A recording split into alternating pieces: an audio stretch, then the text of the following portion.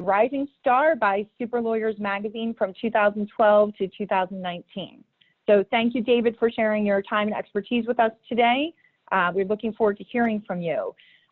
Before I hand the meeting over to David, I would also like to introduce his colleague, Matt Luttinger. Matt focuses his practice on the representation of management in matters related to labor and employment law. He counsels employers in a host of employment law concerns, including the development and review of employment and HR policies, compliance with FMLA, the Family Medical Leave Act, and the American with Disabilities Act, ADA, benefits, discipline and termination issues, Department of Labor investigations, and occupational safety and health, OSHA investigations and citation contests.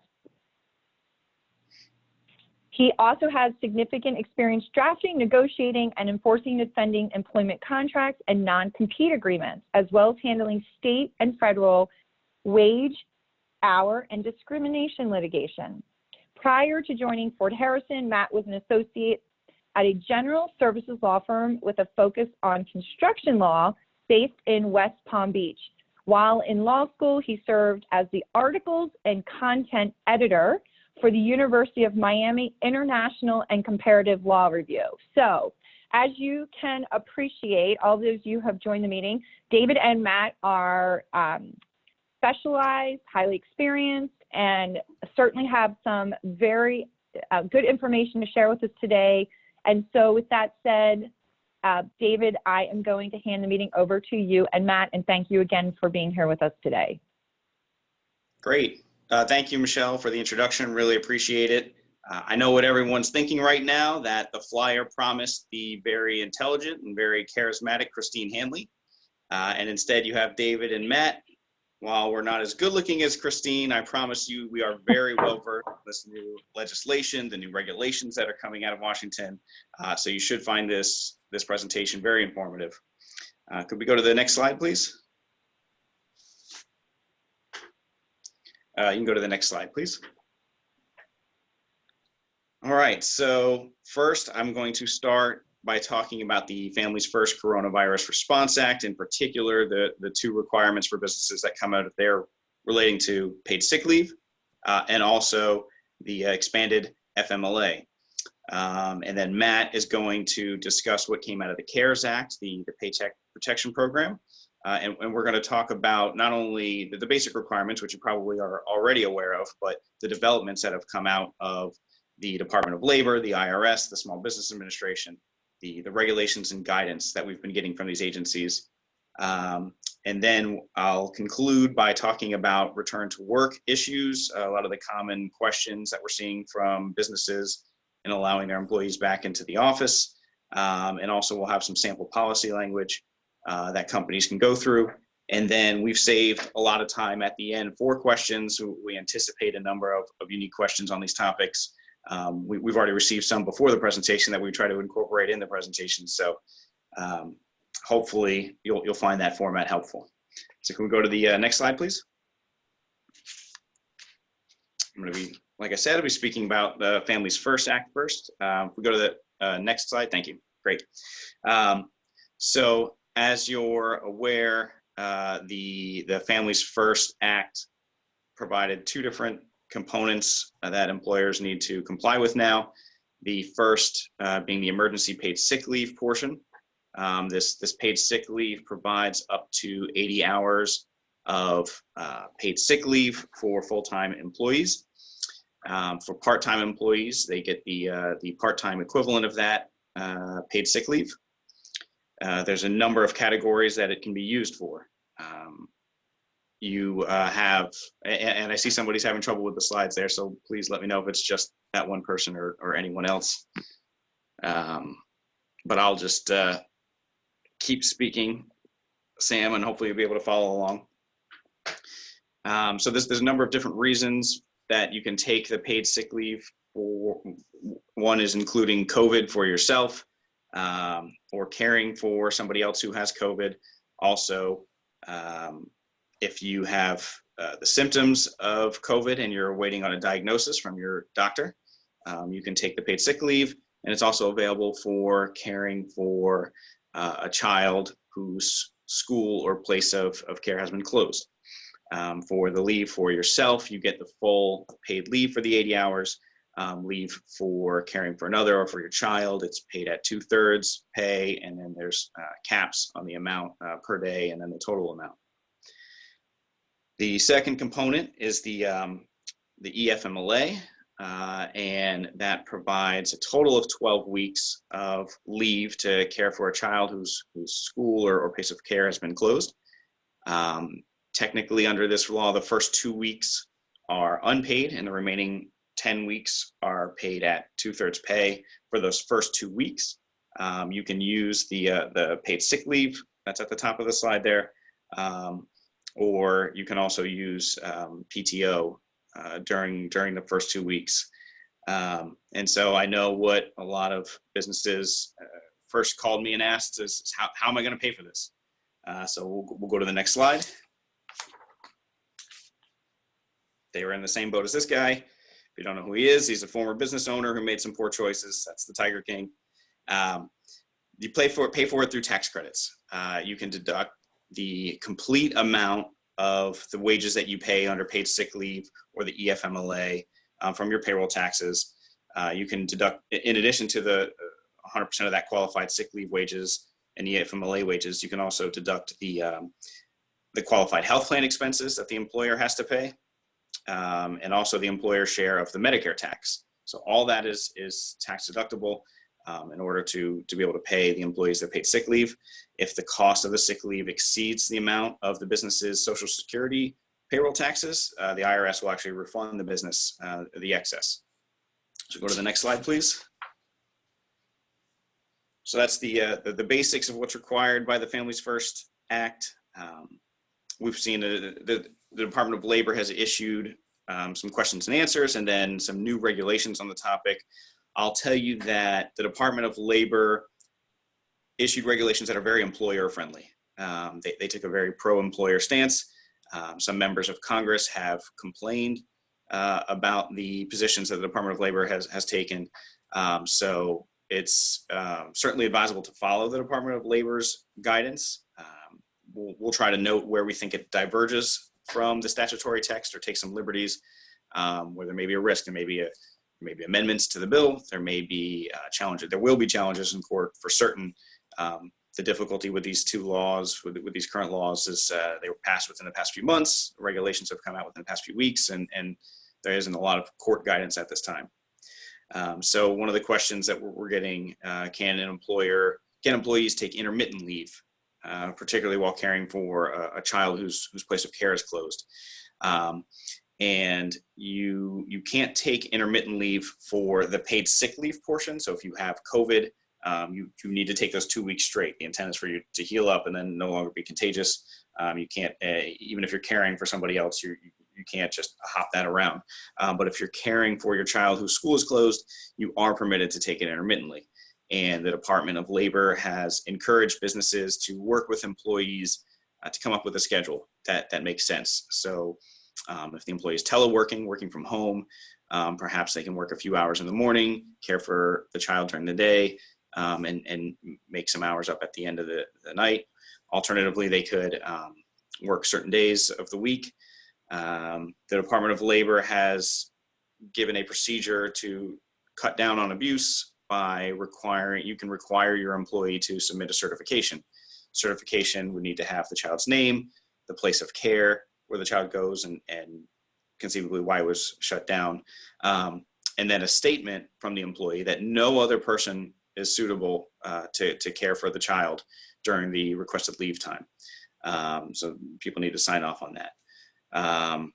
The amount of leave that's taken under the intermittent portion, so for the paid sick leave part, it's only the hours that are actually used for the leave are deducted from the 80 total. And then on the EFMLA portion, you would do it as a percentage of the week. So if they've taken 3 out of 10 days or however many it is, it's that portion of the week. What we're seeing with return to work for a lot of companies are staggered schedules or split shifts. So this this will go hand in hand with that, allowing employees to work intermittently and care for the children intermittently. Also note that the law says it's not just school, it's also a place of care, which can be a daycare, a summer camp. The Department of Labor has said it wouldn't apply to somebody whose school is closed for summer, like it would normally be closed for summer. But if the child would normally attend some kind of summer day camp or something along those lines, then they would be entitled to this EFMLA leave. Next slide, please. All right, can I require an employee to use accrued PTO before using the paid sick leave or the FMLA? So you cannot require PTO or pay time off or some kind of sick leave that the company provides. You can't require an employee use that instead of the paid sick leave. Employees are entitled to paid sick leave over and above whatever the company offers. And then what you can do is you're allowed to, and a company can't require, but they can allow an employee to supplement with their PTO up to their full earnings. So for example, if they're using the paid sick leave to care for a child and they're only getting the 2/3 pay, you can allow them to deduct 1/3 of their PTO to make up to the 100% of pay for that period of time. The law also states that employers may allow or require employees use their PTO for the EFMLA portion of it. And that if the company does that they need to pay at least the full amount to which the employee is entitled under the PTO policy. And that approach would allow the employee to receive their full, they still need to receive the full 10 weeks of the EFMLA. This is one of those areas where I think the Department of Labor has taken liberties with what the statutory text says in terms of requiring somebody to use their PTO during the EFMLA portion. So a safer approach might be to allow an employee to use the PTO during the EFMLA, but not require them to do so. All right, next slide, please. So when calculating the pay that's due to employees, one of the questions we're getting is, does overtime need to be included? And so what the law says is that you must pay the average regular rate for each hour for the paid sick leave and the EFMLA. That wouldn't be at the 2/3. The way you do the average regular rate is you do a 6-month look back, basically. And you do not count the overtime premiums that were paid in order to come up with the employee's hourly rate. And then the EFMLA requires that you're paying for hours that the employee normally would have been scheduled to work if they work over 40 hours. But remember, for the paid sick leave, you're only required to do 80 hours of sick leave. So if the employee needs 50 hours in the first week, then they're only going to be entitled to 30 hours in the next week. And the law, the Department of Labor has taken the position that it's 80 hours total no matter where they work. So if they were at a previous employer and they used up their 80 hours, they would not have another 80 hours at your place of employment. So for the intermittent leave, it's only the actual hours that are worked that goes towards overtime, not the time that's used for the paid sick leave or the EFMLA. So if an employee only works 11 hours but gets another 30 hours of paid leave, they would not be entitled to overtime under those circumstances. The best practice for doing intermittent leave would be to put the agreement in writing so that it's clear when the employee can work or telework and when they're not. Also, a challenge that we've seen is how to capture an employee's hours. So in addition to, if you have an electronic timekeeping system, you may want to request that your employees send you an email when they start working in the beginning of the day, send an email when they are taking a break for lunch, another email when they're back, final email at the end of the day when they're signing off. Gives you some added protection in order to track how many hours the employees are working if you don't have other technological means to do so. Okay, next slide. So another question that we've had a number of times is, how can a small business claim an exemption that they don't have to provide the paid sick leave or EFMLA? The Department of Labor issued regulations on this topic, and these are the 3 very specific reasons. The first being that your expenses would exceed your revenues, and you would cease operating if you allow an employee to take this leave. So that's a pretty high standard. The second is that the employee has such specialized skills, basically that they're the only person that can do their job. And so if they weren't there, there's a substantial risk of to the operational capabilities of the business. The third category, which I think will probably be the most commonly used, is that there's not sufficient workers that are able, willing, and qualified and available to perform the same labor for the person who is going out on the requested leave, and that those services are needed for the business to operate at a minimal capacity. So if you're a company that's below 50 employees and somebody's requesting to leave and you think that's basically going to shut your business down, you can deny that request, and you need to document this position that you're taking. So if it's the financial reason, if the revenues, the expenses are going to exceed the revenues, have that financial documentation. You don't need to submit it to the Department of Labor, but you need to maintain it internally. So make sure that's done if you're going to take one of these positions. Next slide, please. All right, here's a few more quick hit topics. What if I just hired an employee? So for the paid sick leave, it's immediately available to an employee. But for the EFMLA, they have had to have been employed for at least 30 days before they can start taking that leave. If you now have less than 500 employees because of layoffs, then you are required to start offering this type of leave until the point that you go back over the 500 threshold. Then that leave is no longer available. Can an employee claim unemployment while they're on paid sick leave in EFMLA? The answer is no. If they suffer a reduction in pay that takes them below a certain threshold, then they may have the ability to claim partial unemployment benefits. And just so you're aware, the way it works now is if a person gets partial unemployment benefits, they'll also get the full federal benefits that comes out of the CARES Act.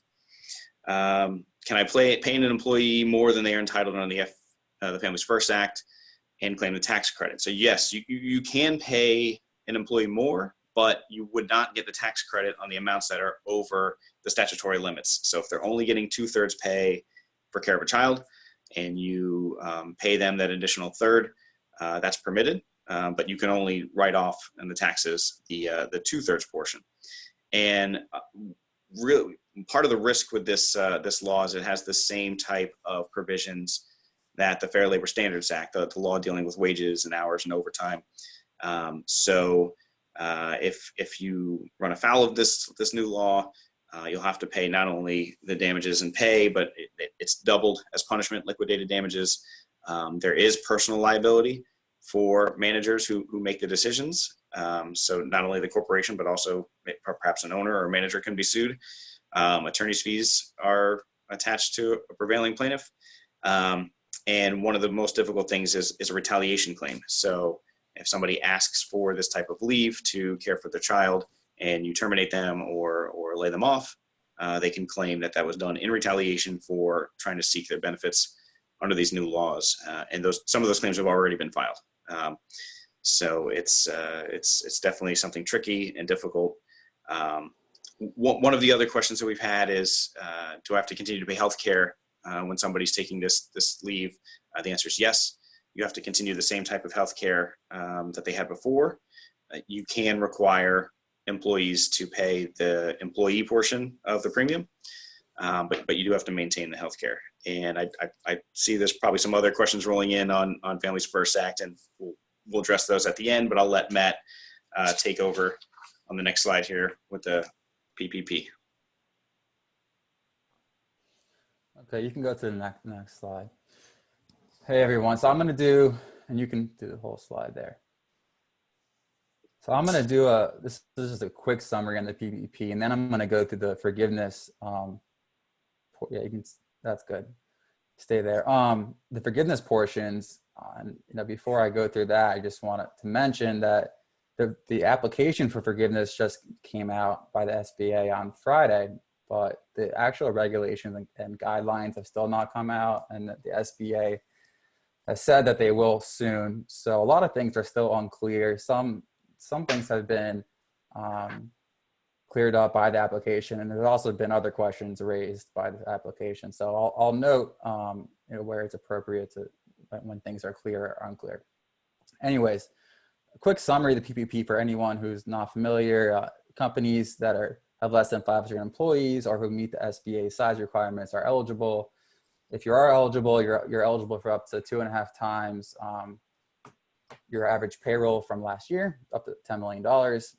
Once you get the money, you're allowed to use it over an 8-week period, and I'll go over those 8-week periods shortly. You can only use the loan for defined payroll and non-payroll costs. If you don't use the loan for the allowable costs, those portions will not be forgiven, and then you'll owe the loan back in 2 years with 1% interest. And then the Treasury has put out a requirement that you must spend at least 75% on payroll costs. It's called the Paycheck Protection Program. The point of this was to maintain your payroll during these hard times. And if you don't spend 75% on payroll, you may get your forgiveness amount reduced. You can go to the next slide, please.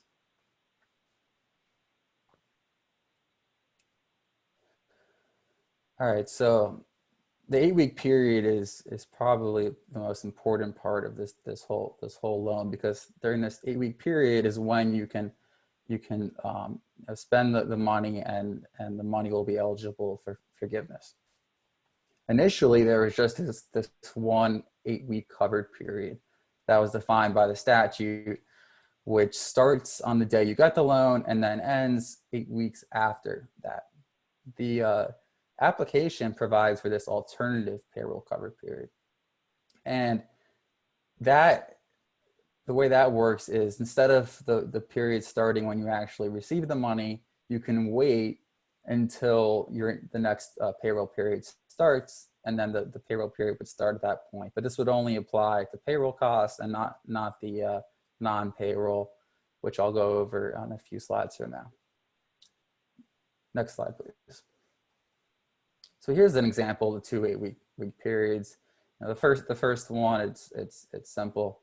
Starts on the first day you get the loan, and 8 weeks after. If you choose the second period, and your payroll period didn't start until the following Sunday, then it would start 8 weeks from that payroll period.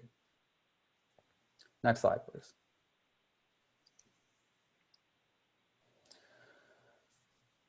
Okay, so you can use the loan for both payroll and non-payroll costs. As I mentioned earlier, you're supposed to use 75% on payroll, and if you don't, it can reduce the amount of forgiveness. And I'll go over the different, the definition of both payroll and non-payroll costs on the next slide.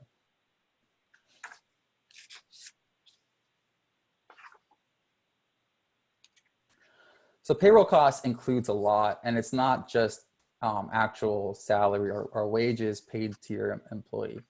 So the application expanded a little bit on the statute, and it says that salary, wages, tips, commissions, severance payments, all those things are included in payroll costs.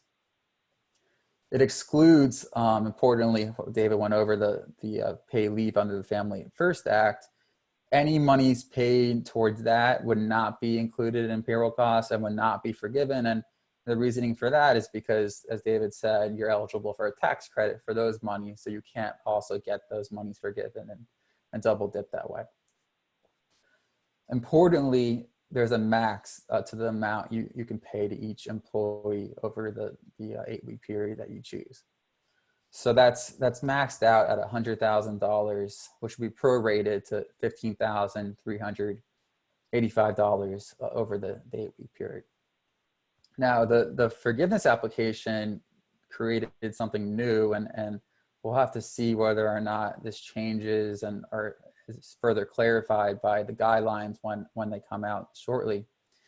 That if you're a owner employee, the application seems to limit the amount you can be paid during that 8-week period to the amount of money you were compensated in 2019. So, for example, if an owner employee made $80,000 2019, you cannot go ahead and pay them the 8-week equivalent to 100,000 over that 8-week period. In other words, you can't give an owner employee a raise from last year to use up the rest of the money.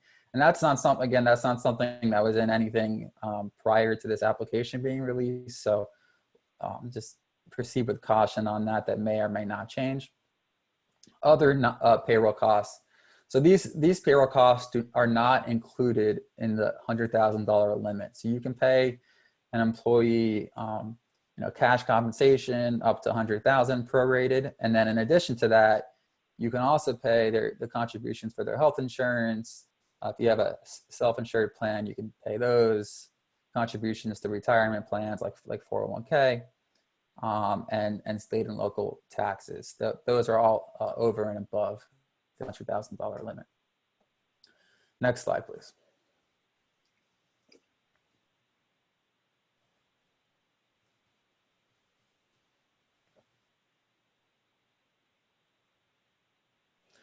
All right, so there's been a big question about costs incurred and costs paid. The statute is vague. The statute says incurred and paid. So initially we were advising employers to make sure that all the costs and all the costs are incurred and both paid within the 8 weeks to guarantee the maximization of forgiveness. The application has cleared up a little bit. And it makes sense the way that they did it. So, we've always been clear again that costs both incurred and paid within the 8-week period that you choose will be eligible for forgiveness.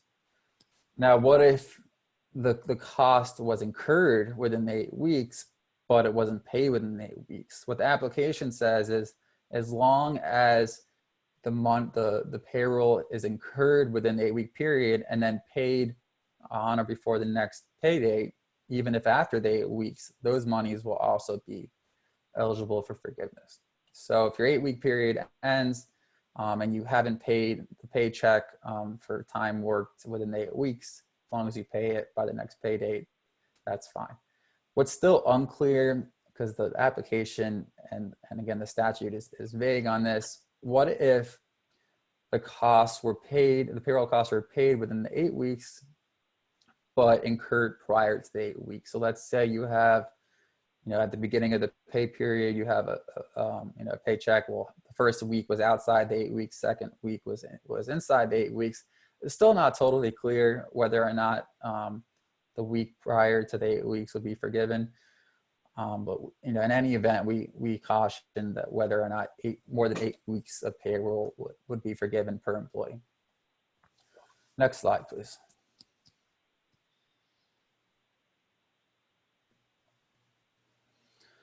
All right, so now we have the category of non-payroll costs. So this is what you can use the other 25% of the money on after you spend the money on payroll costs. So these things, there's 3 categories. You can use this on covered mortgage obligations, but only the payment of interest. So it does not include any principal amount. And it's very broad how they defined it. What they've said is business mortgage obligations on real or personal property incurred before February 15th. So you can't take on a new obligation after February 15th. It's only for ones prior to that date. And it seems to include things like cars, and it says personal property, and that's not defined. So, for now, it's a broad category, and we'll have to see if there's a further definition for personal property. There's covered rent obligations. Those include business rent and lease payments, again, on personal or real property before February 15th. And that also seems to cover rental payments on vehicles if your company leases a vehicle, because a car would fall on personal property. But again, there's been no expansion on those definitions. And then you have this other category that's titled utility payments, and those include things like electricity, gas, water, transportation, telephone, internet access. And again, the service had to have begun prior to February 15th. Those things, for the most part, are self-explanatory. Then you have that one category, though, that's titled transportation. It's sort of unclear what that means. So the Department of Transportation defines transportation utility costs as taxes that are assessed by local municipalities for the maintenance of roads and such that are sometimes taxed on businesses. It may mean that some people have analyzed that it means gas for your car, but that doesn't seem to make sense because it has to be for a service that began before February 15th. So I would wait before you make any conclusions on what transportation means, just because there's no guidance on it. Next slide, please. All right, and then there was also a big question, just as there was on incurred or costs for the payroll, there was also and there still is a question on the non-payroll costs. So it's similar to what they did for payroll. As long as it's incurred and paid within the covered period, it's going to be forgiven.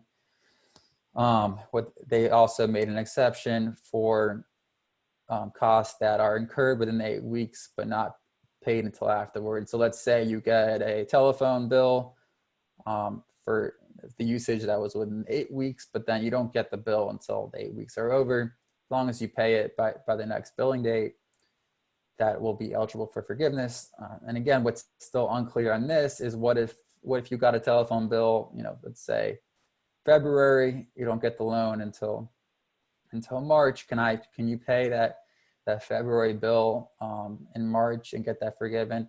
The forgiveness application seems to say yes, but it's still not totally clear. So hopefully the guidance when it comes out will be more clear on those things. Next slide, please.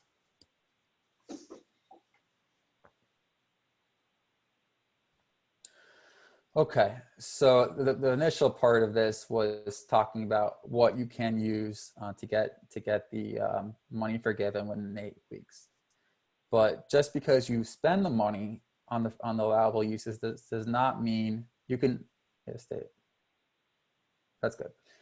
Just because you spend the money on the allowable uses within 8 weeks does not mean that it's going to be forgiven. You have to maintain certain employee headcounts and salary levels as to individual employees. So first, I'm going to talk about the employee headcount. So this was a major topic, major question in the statute. It talks about full-time equivalent employees, but nowhere in the statute was full-time equivalent employee defined. What is that? Is that 40 hours? Is it 30 hours? Some thought it would be the same definition as the Affordable Care Act, which goes by 30 hours a week, but the application went with a whole totally different definition. The application looks at, and you can see there the formula. There's two different ways that you can do it, and it goes by. I'm sorry. Go to the next slide. That's on the next slide. So, and then first, let me just say that. So the way that it works is you look at your full-time equivalent employees during the 8 week period, and then you compare it to one of two look-back periods. So you're gonna see how many full-time employees you had during the 8 weeks, and then you're gonna compare that to either January to end of February this year, or February to June of last year. Whichever period you had less employees, you want to get that head count back to where you were in one of those two periods. If you don't, then you'll suffer a reduction in the forgiveness amount. So sorry, here is a definition of full-time equivalent employee. And what you're going to do is you're going to enter the average number of hours paid per week to an employee and divide by 40. So each employee is only going to be able to count as one full-time equivalent employee. If an employee works 45 hours in a week, then you divide that by 40 and they equal one employee. If an employee works less than that, you can add them together to equal a full-time employee. And I'm going to go through various formulas generally throughout this presentation. I have a worksheet prepared that goes more in depth into examples on how all these things work. And if anyone is interested in that, Both of our email addresses will be displayed on the last slide, and you can send me an email, and I'll be more than happy to send you that worksheet on the formulas. Go to the next slide, please. So this slide is new, new stuff that was not laid out in the statute. So if you have a deep, and this has been a big question that a lot of companies have asked, which we haven't had answers to until the application came out on Friday. So if a company suffers a reduction in headcount, the application provides for exceptions for various reasons. So the first one being, if you make if you laid off an employee and then you make a good faith written offer to that employee during the covered period, that employee rejects the offer, does not want to come back, then that employee will not hurt you in the reduction formula. It'll be as if the employee was there the whole time. And it's the guidance has said to document that offer letter and also the rejection, and what the application has said, the borrower must maintain that documentation for 6 years. And I'll go more into the documentation later. There are also other exceptions that were laid out in the application, including employees that were fired for cause. That definition has not been defined. You know, fired for cause can have various definitions. So I would advise to document, you know, the reasoning for the termination. You know, explicitly say the employee was fired for cause, and we'll have to wait to see if that is explained more. If employee voluntarily resigned, that employee will also not hurt you in the reduction formula. And then also if the employee voluntarily requested and received a reduction in hours, that would also not hurt you in the reduction formula. Next slide, please. So in addition to those exceptions, there's a safe harbor, and this has been something that's been around since the statute was enacted. This is in the statute. So if you reduced your employee levels between February 15th and April 26th, and then by June 30th, you restore your full-time equivalent employee levels back to where it was on February 15th, you will not be penalized for any reduction in headcount pursuant to the formula. So in other words, if you get the loan, excuse me, if you get the loan and prior to getting the loan, you had made layoffs, you could potentially not hire back any employee until June 30th, even though that there were reductions within that time. By June 30th, you're back where you were at February 15th. You're not going to get penalized for that. Next slide, please. Okay, so this is one of the other ways you can also receive a reduction in the forgiveness amount. The first way was reduction in headcount. And I want to note again, a reduction in headcount mostly does not refer to individual employee, it's total headcount. However, the reduction in salary is each individual employee. On the application, you actually are going to have to list every employee's name that's employed during the covered period, as well as how much they were paid. So you'll receive a reduction in forgiveness amount if the reduction in salary or wages is more than 25% of the average salary or wages the employee received during the last quarter. So this works, you know, both for salary employees and for employees who are paid an hourly wage. For salary employees, you're going to look at their average salary during the 8 weeks. You compare that to the average salary during the first quarter of this year, which is January to March. If you reduce their average salary by more than 25%, then your forgiveness amount will be reduced pursuant to a formula. and it's going to be around you're going to get penalized the difference between the 25% and the amount you deducted. And similar calculation for hourly employees, you're going to look at the average hourly wage during the 8 weeks, compare that hourly wage to the first quarter, and there's a formula that looks at hours worked in the first quarter, compares that to how much the employee was paid during the 8 weeks, and there's a reduction in forgiveness accordingly.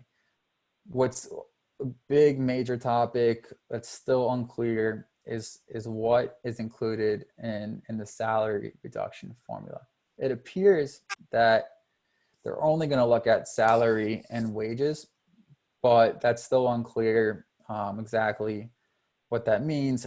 Will bonuses be included? Will tips, commissions? What if I only paid? What if an employee received tips and bonuses during the first quarter, but now they're not because we're slow? Will I be penalized if I'm not paying the employees their normal tips and bonuses and commissions? We think not, but that's still not clear. Next slide, please. All right, similar to the safe harbor for employee headcount, there's also a safe harbor for salary, and it's pretty similar. As long as you return your salary level or hourly rate to the individual employees by June 30th for reduction that was made between February 15th and June 30th, you will not be penalized for that. Next slide, please. There's a 75% requirement that you use this on payroll, as I mentioned earlier, and there's a formula that's used for that. Ultimately, what it's going to look at is you're going to divide 0.75 by the amount of payroll costs spent. That's going to equal the amount you're eligible for forgiveness. Next slide, please. The application provided something a little new. The actual final amount that will be forgiven is going to look at 3 different things: the amount after the reductions for headcount and salary, 2, the total amount of the loan, and 3, the amount that was calculated on the last slide based upon the 75%. Whatever the lower amount of those 3 are, that's the final amount that you're going to be forgiven. Next slide, please.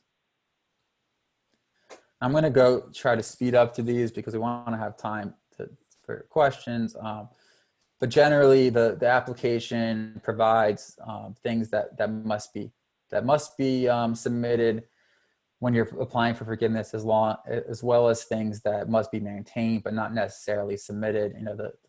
Just because they don't require it, you may still get audited afterwards. So I would recommend you're keeping very good documentation on all these costs. A lot of companies have opened up a separate bank account so they could easily track what's being spent, document everything.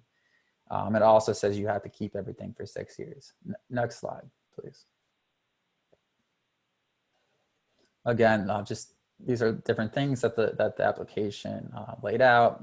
The application is available on the Treasury's website, and it lays out everything that you must keep and everything you must submit. Next slide, please.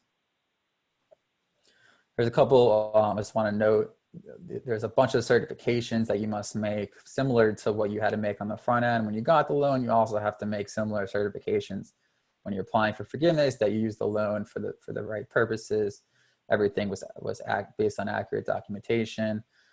Also, you have to check a box if the loan was over $2 million. The Treasury has come out and said they're going to audit every loan over $2 million to make sure that it was both necessary and used for the right purposes. So just caution, if you have a loan over $2 million, make even more sure that you're going to be using that right, because that loan is going to be audited by the SBA. All right, next slide, please. I think that's it. Okay, so yeah, thanks, Matt. I'll start talking about some of the issues with companies returning to work. We're getting a lot of the same questions. And so this first bullet point is probably the most common one. What if we're telling somebody to come back in, or bringing somebody back from a furlough, and they refuse. And so the answer to that question is going to depend on why they're refusing. If the answer is because they get more money from unemployment, you can require that they come back in. And if they don't, then they are no longer eligible for unemployment because you have offered them the ability to come back to work. And one of the requirements for unemployment is that the work's not available.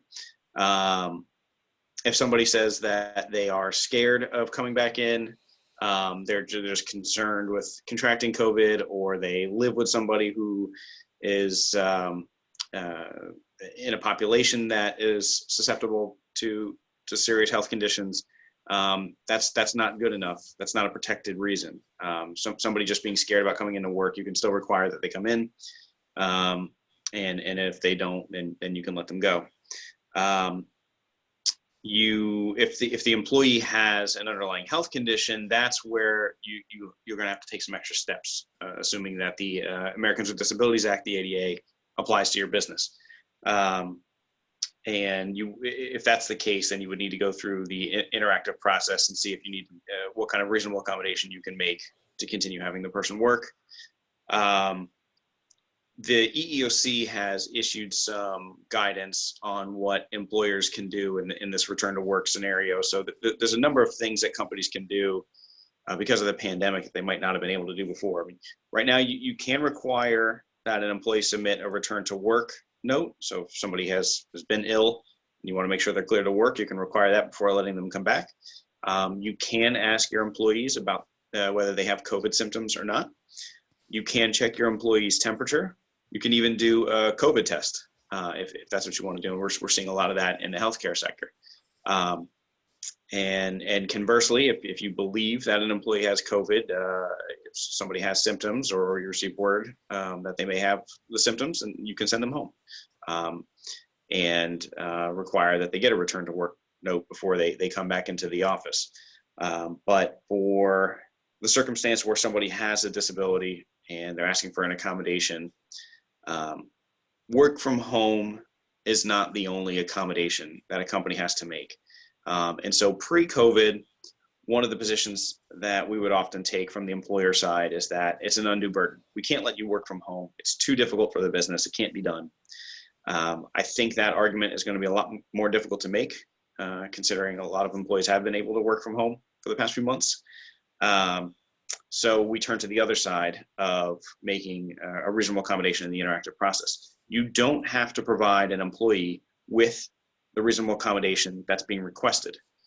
Your only obligation as a company is to make sure that you're accommodating the disability so that the employee can work. So if an employee says to you that they have asthma, that doesn't necessarily mean that they have to work from home. They've been able to come into the office before and work with that asthmatic condition. Maybe you need to provide a mask. Maybe you need to provide time for them to sit down to breathe. There's other accommodations that companies can make other than work from home, because work from home can be a reasonable accommodation. Time off can be a reasonable accommodation, but that's the whole process starts if the employee says that they have a condition and they need it accommodated. But it doesn't automatically mean that you need to allow somebody to work from home. So we can go to the next slide. So what OSHA has done is followed the CDC's guidelines for best practices. It is industry dependent. Sometimes employees are required to wear masks. This also varies from state to state and local ordinances. There's no OSHA requirement to follow a local ordinance, but I would say that's a best practice to help avoid liability. If the county ordinance is requiring that your employees wear masks, you should have them wear masks. The general duty clause of OSHA, it requires employers to provide a workplace that's safe from a known hazard that could cause a serious illness or death. If you follow these general CDC guidelines, social distancing, hand washing, those kind of things, you're complying with your requirement to keep your workplace safe. There's no requirement to have to close down because there's COVID some kind of, additional requirements on top of that. So that's that's one of the things that we're looking at in terms of OSHA. And employees may say, I don't want to come back to work because I'm afraid that the workplace isn't safe. That's not necessarily a complaint that's protected under OSHA. But like I said, following these guidelines are the best practices.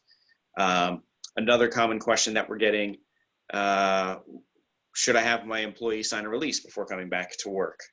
So generally speaking, if an employee gets sick or injured on the job, their exclusive remedy is through workers' compensation insurance. You don't need a waiver of some kind of general liability to have employees come back to work and to be covered by workers' compensation insurance. And on the flip side, if you do have your employees sign a waiver before returning to work, there's a possibility that it's going to be challenged that you're trying to get them to waive their workers' comp rights. I've already seen some plaintiffs' attorneys discussing this development.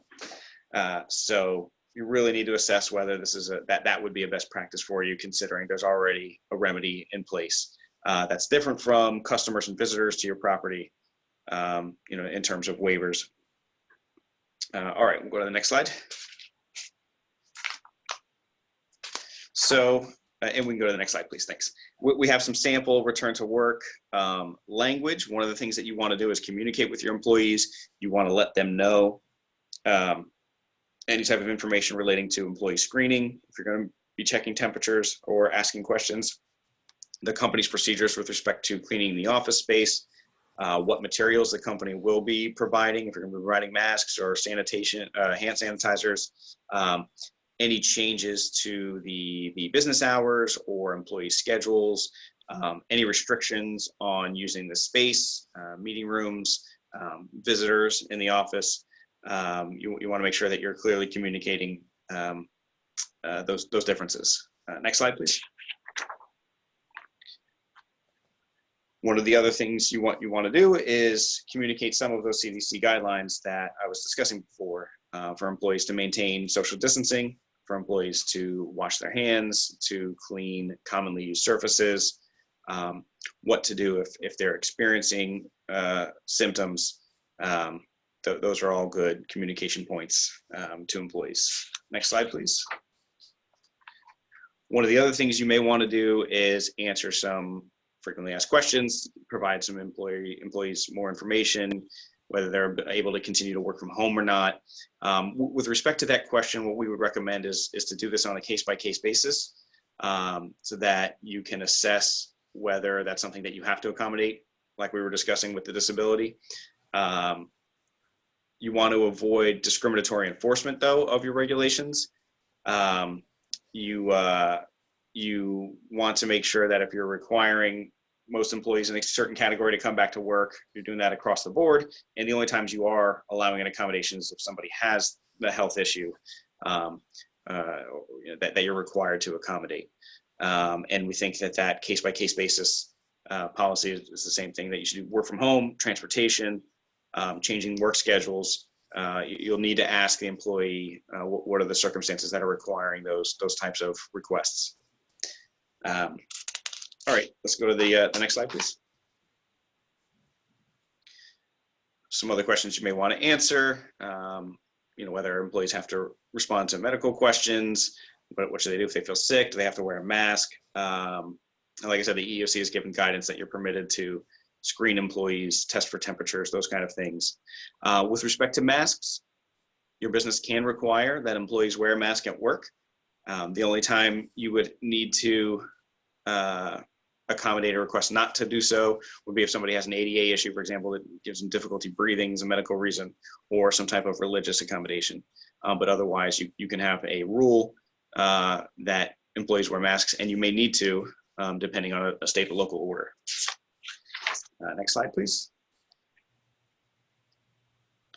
And some additional information about in-person meetings, how the company will handle if there's a positive case on site. OSHA has issued some guidance, by the way, on what to do if an employee contracts COVID on the work site. It may be a recordable incident. And then also health insurance premiums. other information that you can provide. And then the next slide, please. Trying to go through quick here. And then other changes that you may see at work, you can include in your sample policy, in your policy to your employees. All right, so let's go to the last slide and we'll take some questions. I think I saw Amy had just asked if you're going to receive this PowerPoint. Absolutely, we can send that out. It'll have that sample language, and then also Matt had said he has some sample calculations for the PPP loan that may be helpful as well. And then Michelle, did you want to? Oh, we're still getting questions. All right, is workers' comp insurance a forgivable expense? That's a good question. Matt, you know the answer to that? Workers' comp insurance is not something that's specifically listed as an expense. It talks about health benefits, contributions to retirement accounts. So I'm not 100% sure offhand if workers' comp is forgivable or not. That's something that might need to await more guidance, or might need some further research for that one.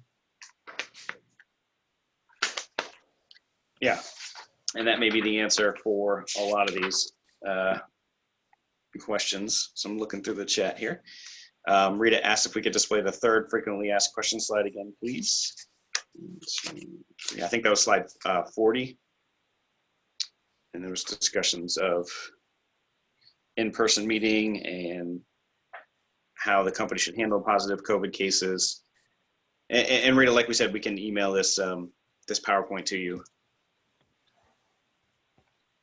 You need to look at the language. Okay, great.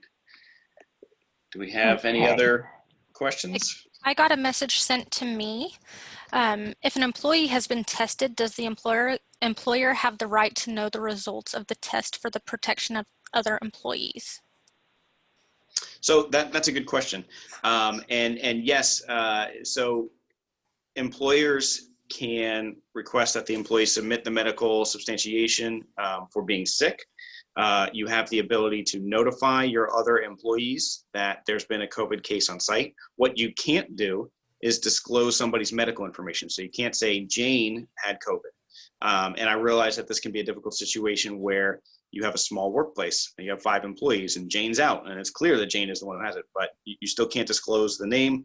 But the EEOC, they have said that you are able to disclose the name of the, disclose the condition that there was COVID in the workplace, and you can also notify the CDC or whatever health agency in the locality to advise them that you've had such an incident on site.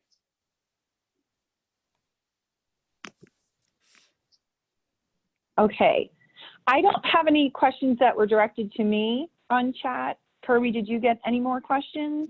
Was that the only one? That was the only one that was directed to me. I do see another one from Kim. Yeah, if that's referring to the PPP, so supplies, business supplies are not something that are, sorry, yeah, health supplies, stuff like that. That's not something that's listed as a forgivable cost. You're limited to payroll, and then you're limited to either rent, utilities, or mortgage interest. So, first, part of that is it's not clear whether or not anything before the date of the loan will be covered. But for COVID supplies like that, those things will not be forgivable because those don't fall under any of the categories. Great, thank you, Matt. All right, in respect to everyone's time, it is 12:02. I want to thank David and Matt very much for your time. I think this was obviously pertinent and excellent information, very thorough. Thank you for going through this with us. We appreciate it. And I just would like to share with everyone, we do have 3 to 4 webinars every week. So please check on our calendar on our website and join us for upcoming webinars. So thank you, Matt and David. I'm going to officially end the meeting, and we will be sending out, like you said, the PowerPoint slides. So thank you for sharing those with everyone as well. I hope everyone has a great day. stay safe, stay healthy, and we look forward to seeing people in person again when it is safe for all of us. So thank you. Thank you. Thank you. Thanks, guys. All right, bye. Bye.